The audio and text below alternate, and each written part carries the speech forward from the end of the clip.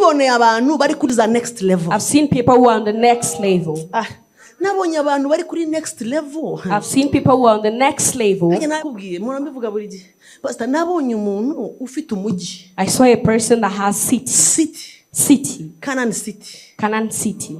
Mbanza kugira ngo nibikabyo. Then I thought it is just stories they're telling. Reka nyisure. Let me visit the city. Pastor, nasuye umujyi. I visited the city. Hariya Lagos narawusuye. I visited the city in Lagos. Pastor, sura umujyi. I visited the city. Uragenda ukaruha. You walk and you get tired. It is a city. N'umujyi. They don't have any low house there. Uyu mujyi ntabwo wubatswe n'abantu, wubatswe n'umuntu. It wasn't built by a lot of people but just one person.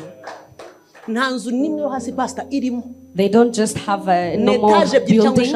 It is storied building like 3 floors. Kugira ngo uzemererwe kuba muri uyu mujyi. For you to be allowed to be in the city. Nibitangaza. It is miracle. Pastor, nabonye mama university, nabonye mama hospital. I saw universities and hospitals. It's on YouTube. Genda googling. It is on YouTube. You just search for Canaan City. Umugabo witwa Wedepo. Of a man called Wedepo. Ukiriho. As you still living. And he's not dead. He's not dead. Nabonye abantu bari muri business, pastor. I saw people in businesses. Abantu bafite inganda. Nabonye abaherwe. I saw people who are rich. They have private jets. Pastor. Private jets. Tugakubitana imitwe saa 9 z'ijoro turwanira amatenti yo gusengeramo. We are always there at 3 a.m. fighting for tents to pray into. Pastor, nagiye kurara muri Canaan City njya gushakisha ahantu ho gusengera bambwiye ngo nari nasabye rendezvous ama saa 12 za mu gitondo. They gave me 6 a.m. when I asked for the appointment to meet. Je nkagira ngo baribeshye bampaye umugoroba. And I thought they have given me for the evening. Umukozi w'Imana n'umusaza yakoze anniversaire ejo bundi imyaka 70. Because this is an old man, he's 70 years old. Ndongera ndabaza PA wiwe ni you mean 6 morning cyangwa evening. And I asked the person assistant if it is 6 a.m. or p.m. Imyaka 70 nanjye nkingana gutya mutoto saa 12 wankura. 70 years and I am still young but you can't find me at 6 a.m. Pastor wankura saa 12.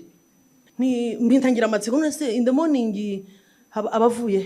Then I was surprised. I was like, what happens in the morning? Where is he from? You don't ask. Atarambwira ngo nibwo abashoje devotion. Then he said that is when he's winding up his devotion.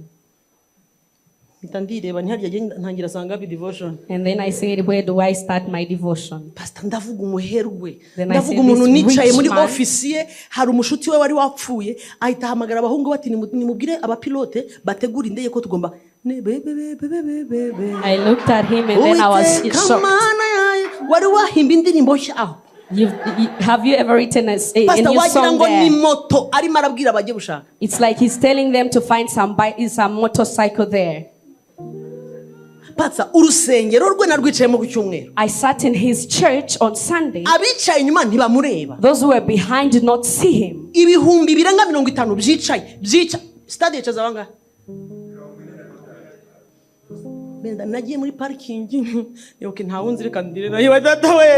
I cried when I reached in the parking. What is this? They call him Oyedepo and then he says yes. This is a wealthy man. You can just check on Google. They will tell you. In Africa. Go and Google and see. At 3 a.m. he's praying.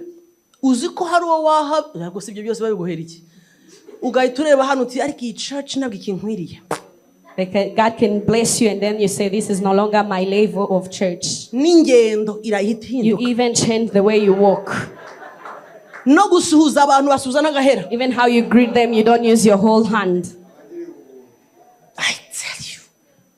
Abantu banyurwa vuba ntago murabona icyo bita next level. You have never seen what is next level.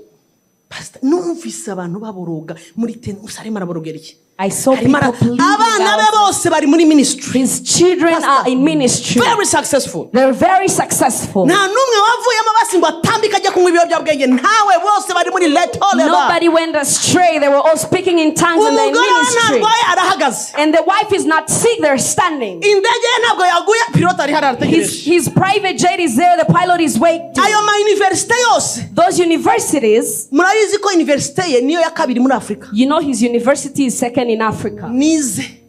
It is his university. 9 ari muri tent ari mo leto baya. 3 a.m. he's in tent praying. Open the heaven, my Jesus. Who I am if you're not coming. Gitare Iby'Imana.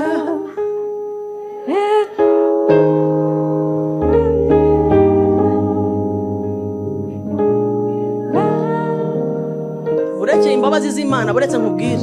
Let me tell you. Pastor nararebye ndavuga okay. Then I said, okay. Reka nsenge nanjye rero. Let me just pray. Pastor, nasengeraga hafi njya kure y'amahema se. Would I go far from the tent? No. Hazundi mugabo bamwita okay, n'umugabo. He is a man, just a man. Numvaga gusa izina rye. I was just hearing his name. If I say this name, you will know this person. He's among the wealthy people. Saa 10 zirimo ziraba hafi n'imwe. Almost 5 a.m. yaraparitsaho. He was parking there. Nangije mvuga ni uya ndamubonye. Then he was like, I can see. Wait, why is he coming? Ntiyagiye mu ihema pastor. He did not go in the amaboko tent. yari yamanitse mpaka buracya. He lifted his hand and then it was morning. Umushumba wabari hariya. The pastors there. Barimo baratogota. Others are also interceding. Ndavuga nariko mana we. And I was like, my God. Bibaye 6 in the morning mbona barashoje iki? Devotion bagiye kujya mu indi mirimo, abajya kwigisha bagiye kwigisha, abajya mu mirimo bagiyemo, abajya mu hama business menshi batangira kwinjira mu modoka bagenda 6 in the morning. Maze kureba iyi video natekereje ibintu byinshi, hari ukuntu ibintu byinshi bihita birwanira mu mutwe wawe ukabura ukuntu uvangura ngo ubone icyo uvuga n'icyo ureka, ariko ndinginga umwuka wera mvangurire mbone icyo mvuga kuko nuko birenze ukwemera. Munyemerere mbasomere amagambo ari mu rwandiko rwa mbere umuntu w'Imana Yohana yandikiye itorero, igice cyaho cya 2. Ndasoma, reka mpere kuri 15. Ntimugakunde iby'isi cyangwa ibiri mu isi.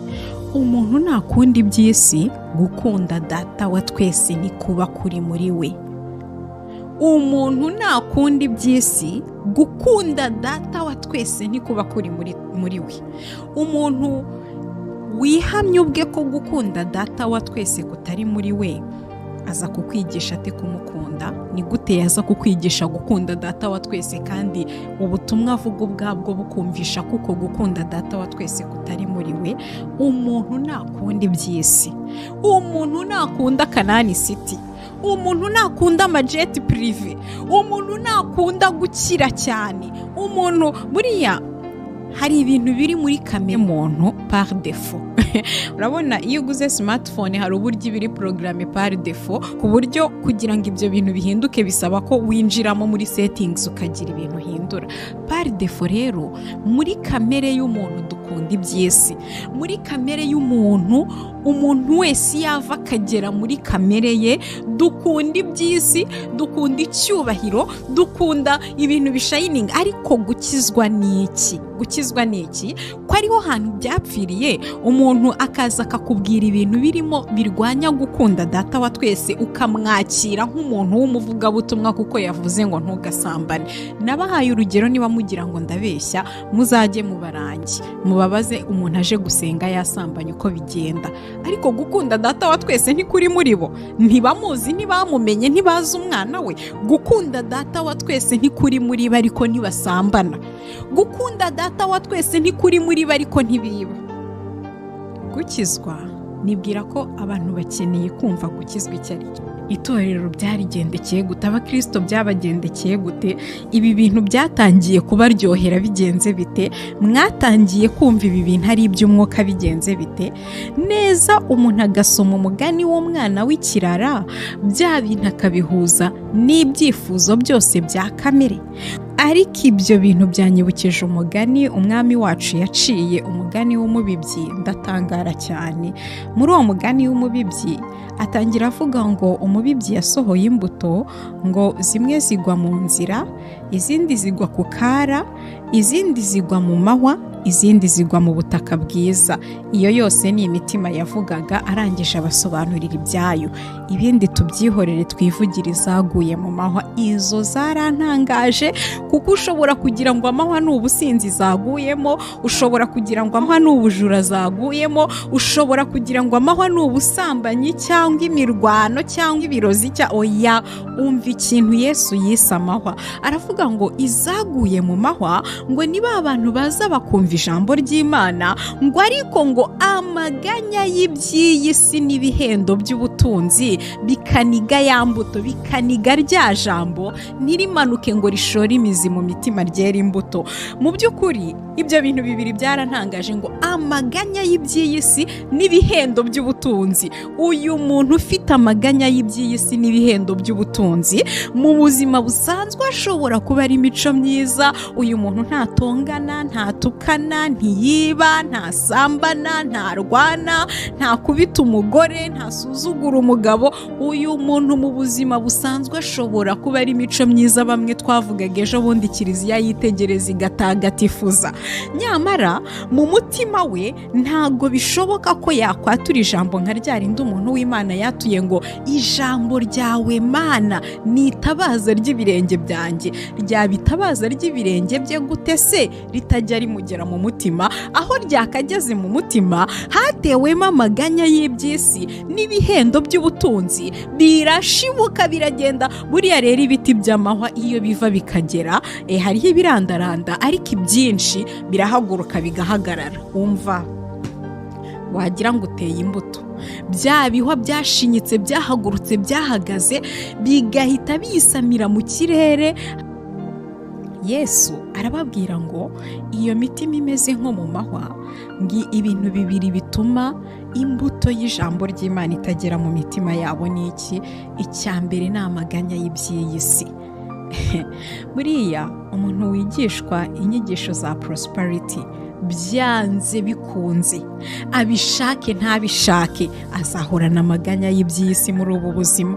Kuko nta hejuru wagera hatari hejuru yaho, nta hejuru habaho hatagira mukuru waho. Uzagera ku rwego rwo kubaka inzu yawe ushaka 10 zikodeshwa, uzagera, ndakubwiza ukuri, nta hantu hejuru habaho wagera hatagira mukuru waho. Niyo mpamvu umuntu w'Imana yuzuye umwuka wera yaratubwiye ngo niba mufite ibyo kurya n'imyambaro bibahagije, yemwe nimunyurwe nabyo pe, kuko ibyo nibyo bintu dobaza uba ukeneye mu buzima. Ijambo ryarambwiye, ndumva ari muri Zaburi ya 60, ngo Imana ibesha mu mazu abatagira shinge na rugero. Iyo Mana ibafata batagira shinge na rugero ikabamenyera amazu babamo, yarangiza ikabamenyera ibibatunga nk'uko izi gutunga inyoni, ikamenya ibibambika nk'uko izi kwambika uburabyo.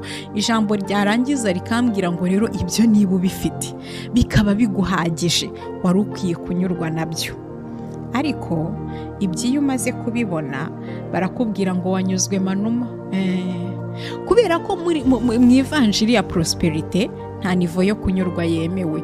Iyo unyuzwe, bwa butumwa butangira kutakuryohera. Buriya ni ubutumwa bw'abantu badashobora kunyurwa. Ikintu baba bari kuguteramo ni iki? Ni amaganya y'iby'iyi si. Bo bazi exactement icyo aya maganya akora mu mutima wawe. Noneho icya kabiri, ibihendo by'ubutunzi. Ababufite bakumva bageze iyo bajyaga, abatarabubona bakumva bakora igishoboka cyose kugira ngo babugereho. Ibihendo by'ubutunzi ngibyo ibintu bibiri bibuza ijambo ry'Imana kwiyensitara mu mutima. None abagabura b'ibirozi barabashuka umunsi ku munsi, bakabagaburira ubutumwa bushingiye ku misozi 7. Imisozi 7 igizwe jistoma n'amaganya y'iby'iyi si, igizwe n'ibihendo by'ubutunzi. Amahwa nayo akagenda gashibuka mu mitima y'ababumva. Hahandi uzamubwira uti nyabuneka ko ijambo ry'Imana ari ryo tabaza ry'ibirenge byawe, ibi bintu urimo bikaba bidahuye n'ijambo ry'Imana, warebye ukuntu ushyira ibintu mu buryo. Atoya, jyewe mami niwe tabaza w'ibirenge byanjye, dadi niwe mwungeri w'ubugingo bwanjye. Ibintu bikayoberana kubera iki? Iryo jambo rizima rivuye mu byanditswe byera uri kumubwira, ijambo aho Yesu yavugaga ngo ntihagire umuntu wo mu isi mwita so, iyo ugerageje kurimubwira reka da ntirishobora kumanuka ngo rigere mu mutima. Amahwa arisamira mu kirere, amahwa arisamira mu kirere, kaniga utuvungukira tumugwa mu gutwi, utuvungukira tumugwa mu mutima. Ni twa tundi nyine ya mahwa amaze guhindura ifu yafashe kwa kurara jomba arasyagagura, bwa buvungukira buguyemo nibwahera hakagusubiza. Ariko mwigize abacamanza, nta kibazo. De toute façon umwami turimo we ni umucamanza, umwami turimo ni umucamanza, kandi ni ukuri